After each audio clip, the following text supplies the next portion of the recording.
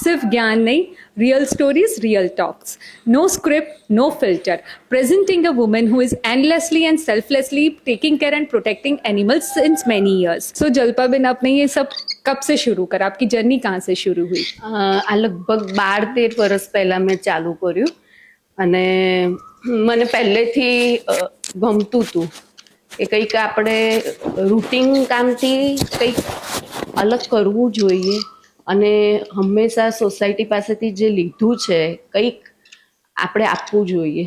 હવે હાઉસવાઈફ પાસે તો એવું તો કંઈ હોતું નથી એક્સ્ટ્રા ઓર્ડિનરી કે કંઈક સોસાયટીને આપી શકે, પણ આ સેવા કાર્યથી મને બહુ સારું લાગ્યું કે હું કંઈક દરિયામાં ટીપા જેવું હું આપી રહી છું.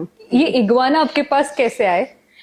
ઇગ્વાના એના ઓનર છે, એમને ફોરેનમાં બિઝનેસ છે, તો એ મૂકીને ગયા હતા, પણ ખબર નહીં પાછા લેવા નથી આવ્યા અને હવે હું આપીશ પણ નહીં.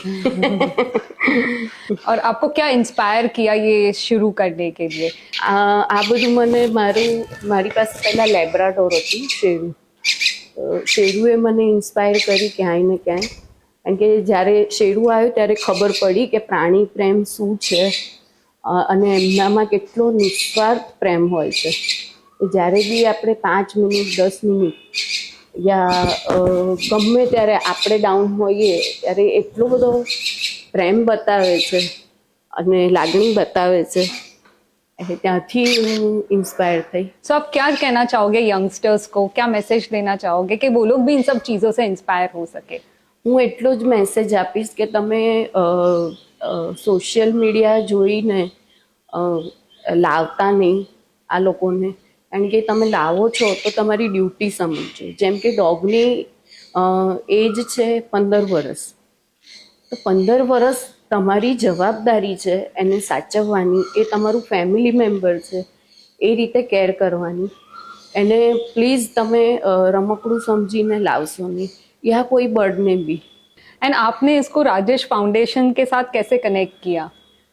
રાજ્યસ ફાઉન્ડેશન અમે 10 વર્ષથી ચલાવીએ છીએ અને રાજ્યસ ફાઉન્ડેશનમાં અમે ચેરિટી અને જીવદયા બેય કરીએ છીએ. એટલે મારો સન છે, મારો દીકરો, એ અને મારા હસબન્ડ રાજ્યસ ગ્રુપમાં છે અને એ લોકો હંમેશા મને સપોર્ટ કરતા હોય છે. ઇવન મારી દીકરીઓ બી એટલો મને સપોર્ટ કરે છે અને એ લોકોના કહેવાથી અને રાજ્યસ ફાઉન્ડેશન ઊભું કર્યું, તો ક્યાંક ને ક્યાંક આપણે થોડી હેલ્પ કરી શકીએ સોસાયટીને, આપણા દેશને અથવા આપણા સમાજને. આજુબાજુમાં એટલા બધા લોકો છે કે જેમને નાની નાની વસ્તુ ખબર નથી.